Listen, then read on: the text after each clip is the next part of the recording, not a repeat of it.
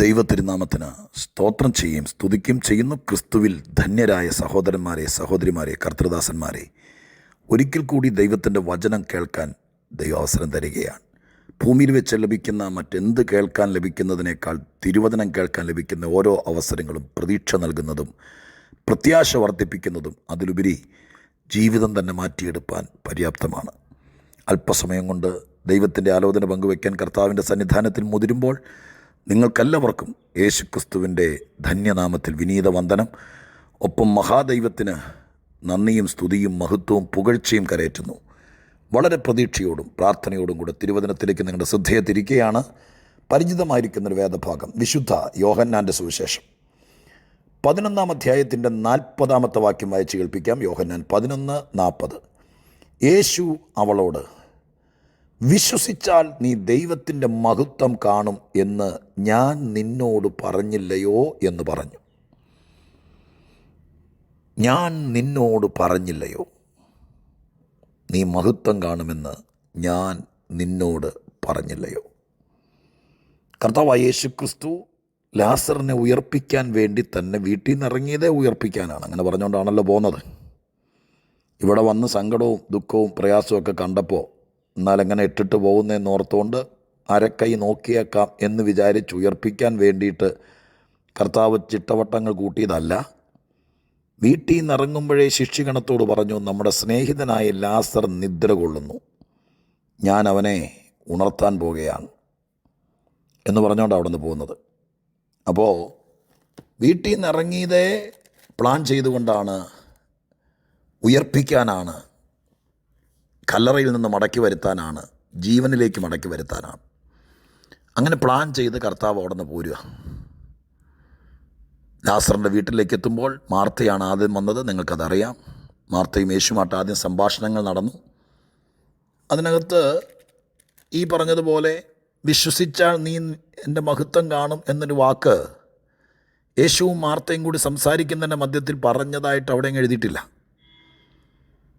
ഉയർപ്പിക്കുന്ന കാര്യത്തെക്കുറിച്ച് ഞാൻ തന്നെ പുനരുദ്ധാനവും ജീവനുമാകുന്നു, എന്നിൽ വിശ്വസിച്ചവൻ മരിച്ചാലും ജീവിക്കും, ജീവിച്ചിരുന്ന് എന്നിൽ വിശ്വസിക്കുന്നവൻ ഒരു നാളും മരിക്കുകയില്ല, ഇത് നീ വിശ്വസിക്കുന്നു എന്നൊക്കെ ചോദിച്ചു എന്നുള്ളതല്ലാതെ വിശ്വസിച്ചാൽ നീ ദൈവത്തിൻ്റെ മഹത്വം കാണും എന്ന് യേശു ഇവിടെ എങ്ങും പറഞ്ഞതായിട്ട്, ഈ വരവിൽ പറഞ്ഞതായിട്ട് കാണുന്നില്ല. പിന്നെ മറിയ വന്നു, മറിയ കരഞ്ഞു. മറിയ എങ്ങനെയൊക്കെ പറഞ്ഞു. യേശു കൂടെ വന്നു. അവനെ വെച്ചത് എവിടെയാണെന്ന് ചോദിച്ചു. അവർ ചൂണ്ടിക്കാണിച്ചു കൊടുത്തു. കല്ല് നീക്കാൻ പറഞ്ഞപ്പോൾ മാർത്ത പറഞ്ഞു, നാറ്റം വെച്ച് തുടങ്ങിയെന്ന് പറഞ്ഞു. അപ്പോഴാണ് യേശു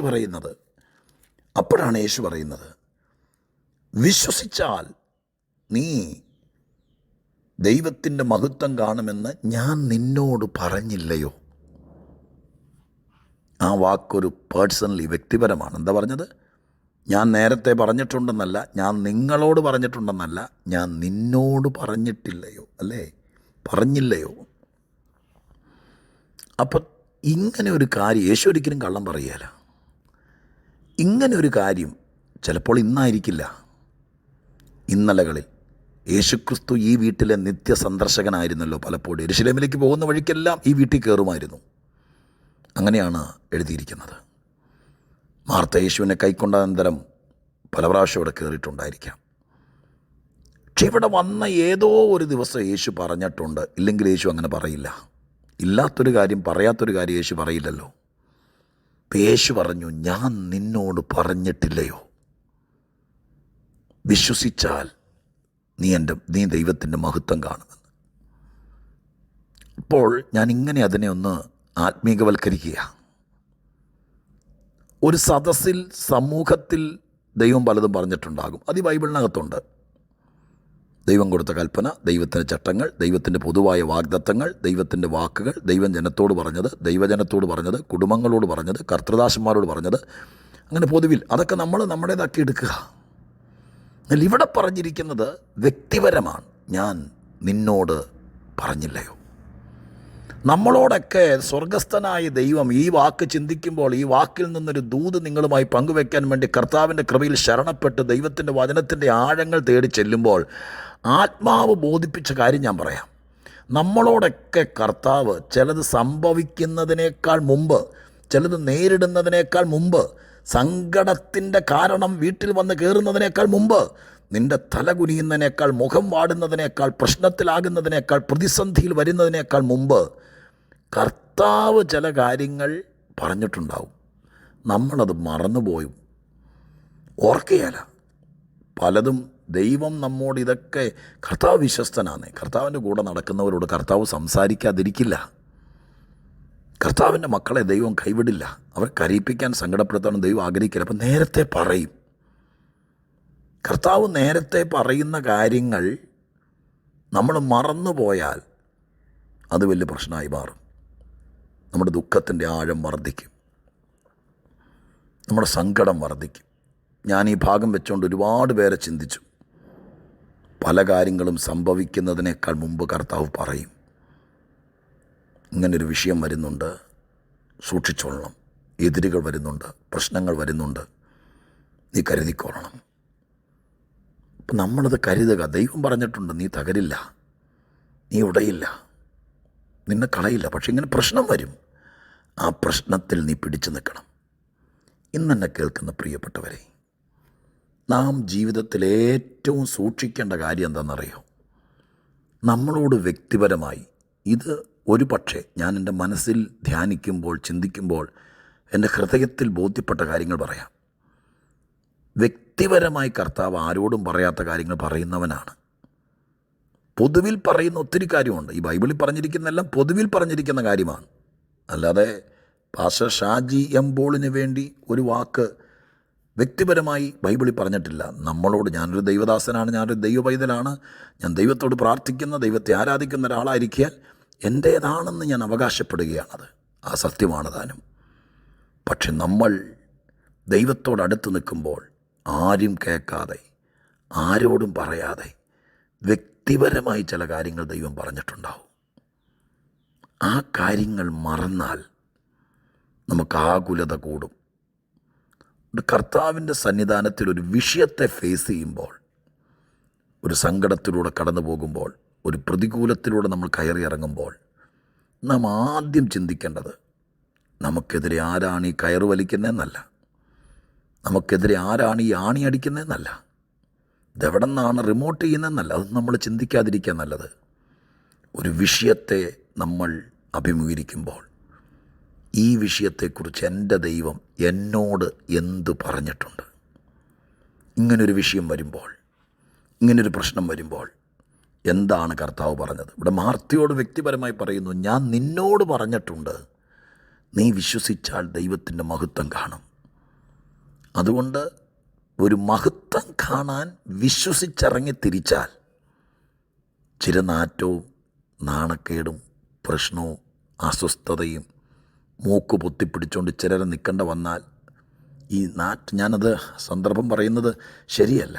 4 ദിവസമായി പഴുത്തൊരു മൃതശരീരം കല്ലറ പൊളിക്കുമ്പോൾ ഓക്കാനിക്കാൻ വരും, ഛർദ്ദിക്കാൻ വരും. ആങ്ങളെയാണെങ്കിലും അമ്മാച്ചനാണെങ്കിലും മനം മറയും. പക്ഷെ മഹത്വം കാണണമെങ്കിൽ ചില നേരം മൂക്ക് പൊത്തിപ്പിടിച്ചുകൊണ്ട് അസ്വസ്ഥതയോടെ ശ്വാസം മുട്ടിക്കുന്ന പഴുത്ത മണം മൂക്കിലേക്ക് അടിച്ചാലും, അങ്ങനെ ഇവിടെ മണം അടിച്ചെന്നൊന്നും ഞാൻ വായിക്കുന്നില്ല കേട്ടോ.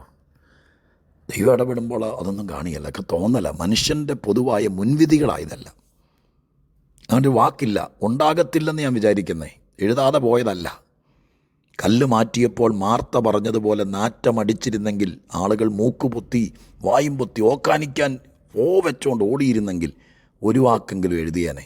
പക്ഷെ ഞാൻ വിശ്വസിക്കുന്നു, മാർത്ത പറഞ്ഞതുപോലെ നാറ്റമൊന്നും വന്നില്ല. വെച്ച് കാണും, പക്ഷെ പഴുത്ത ശരീരമാണെങ്കിലും നാറ്റം വന്നില്ല. യേശു ഇടപെട്ടാൽ, കർത്താവ് കല്ലറ തുറക്കാൻ പറഞ്ഞാൽ, മറ്റൊരുത്തിന് അസഹനീയവും അസ്വസ്ഥതയും ഉളവാകുന്ന ഒന്നും അതിനകത്തുനിന്ന് വരുമെന്ന് എനിക്ക് തോന്നുന്നില്ല. നിങ്ങൾ പേടിക്കണ്ട. നാറ്റം വെച്ച് കാണുമെന്നുള്ള നിൻ്റെ ചിന്തയാണ്, നിൻ്റെ മുൻവിധിയാണ്, നിൻ്റെ പാരമ്പര്യമാണ്, നിൻ്റെ ഇന്നലകളിലെ അനുഭവമാണ്. പക്ഷെ അരിമനാഥൻ അടുത്ത് നിൽക്കുമ്പോൾ നാറ്റം പോലും വരികയല്ലെന്ന്. കല്ലുമാറ്റ് കർത്താവല്ലേ പറഞ്ഞത്. 2 കാര്യങ്ങൾ പറഞ്ഞ് ഞാൻ പ്രാർത്ഥിക്കാൻ ഒരുങ്ങിയ. അവൻ എന്തെങ്കിലും പറഞ്ഞിട്ടുണ്ടെങ്കിൽ അത് മറക്കരുത്. ലൈഫിൽ ഞാൻ വിശ്വസിക്കുന്നു, ഞാൻ അനുഭവിക്കുന്നു, ആരോടും പറയാത്തത് എന്നോട് പറഞ്ഞിട്ടുണ്ട്. എൻ്റെ വീട്ടിൽ അപ്പൻ, അമ്മ, എൻ്റെ ബ്രദറ്, എൻ്റെ വൈഫ്, കുഞ്ഞുങ്ങൾ, എൻ്റെ ചർച്ചിൽ ഒത്തിരി ആളുകളൊക്കെ ഉണ്ട്, ഒരു വലിയ സമൂഹമുണ്ട്. പക്ഷേ എൻ്റെ അപ്പനോട് പറയാത്തത്, എൻ്റെ അമ്മയോട് പറയാത്തത്, എൻ്റെ ബ്രദർ പാസ്റ്ററാണ്, അദ്ദേഹത്തോട് പറയാത്തത്, എൻ്റെ ഭാര്യ നന്നായി പ്രാർത്ഥിക്കുന്ന ഒരാളാണ്, അവരോട് പറയാത്തത് എന്നോട് ദൈവം പേഴ്സണലി പറഞ്ഞിട്ടുണ്ട്.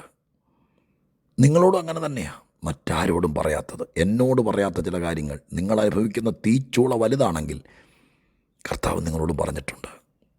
അവൻ അറിയിക്കാതെ ഒരിക്കലും അബദ്ധത്തിൽ നിന്നെ കൊണ്ട് ചാടിക്കില്ല. കർത്താവിൻ്റെ വചനത്തിൽ പറയുന്നു, കഷ്ടങ്ങളും പ്രയാസങ്ങളൊക്കെ നേരിടേണ്ടി വരും, ബുദ്ധിമുട്ടുകൾ വരേണ്ടി വരും. ഇതൊക്കെ പറഞ്ഞിട്ടുള്ളതാണ്. പക്ഷെ നാറ്റം വമിക്കും എന്ന് നിനക്ക് തോന്നിയാലും നീ അത് പിടിച്ചു നിൽക്കാൻ തയ്യാറായാൽ സ്വർഗം പറഞ്ഞ കാര്യങ്ങൾ നിറവേറും. ഞാനിങ്ങനെ പറയാം, ഈ വരുന്നത് ഏപ്രിൽ മാസത്തിൻ്റെ അവസാനത്തെ ആഴ്ചയാണ്. ഈ ലാസ്റ്റ് വീക്കിൽ കർത്താവ് പേഴ്സണലായിട്ട് എന്തെങ്കിലും പറഞ്ഞിട്ടുണ്ടായിരുന്നോ? എല്ലാവരും ഒന്ന് ഓർത്ത് നോക്ക്. ഇപ്പോൾ നീ ഫേസ് ചെയ്യുന്ന വിഷയത്തിന് മുമ്പ് എന്തെങ്കിലും നീ ദൈവമായിട്ട് ബന്ധമുണ്ടെങ്കിൽ പറഞ്ഞിട്ടുണ്ടെങ്കിൽ അത് ഈ ആഴ്ച ചില സഹിക്കേണ്ടി വന്നാലും പിടിച്ചു നിന്ന് പ്രാർത്ഥിക്കുക. എന്നോടങ്ങ് പറഞ്ഞിട്ടുണ്ടായിരുന്നല്ലോ, അങ്ങനെ ചോദിക്കുക. എൻ്റെ കർത്താവ് എന്നോട് ഈ പ്രശ്നങ്ങളുടെ നടുവിൽ എന്നെ ഒറ്റയ്ക്കാക്കില്ല, എന്നെ തള്ളിക്കളയില്ല, എന്നെ നിന്ദിക്കില്ല, പറഞ്ഞിട്ടുണ്ടായിരുന്നല്ലോ, അത് നിറവേറും. യേശു ഇങ്ങോട്ട് പറയുന്നതിനേക്കാൾ മുമ്പ് നമുക്ക് അങ്ങോട്ട് പറയാം, അങ്ങ് എന്നോട് പറഞ്ഞിട്ടുണ്ടല്ലോ, എന്നോട് ഇങ്ങനെയൊക്കെ ചെയ്യാമെന്ന്.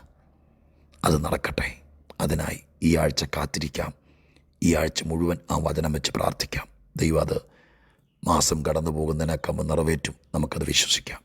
പരിശുദ്ധ ദൈവമേ, ഞങ്ങളുടെ സ്വർഗീയ പിതാവേ, അനുഗ്രഹിക്കപ്പെട്ട ഈ നല്ല വചനങ്ങൾക്കായി സ്തോത്രം.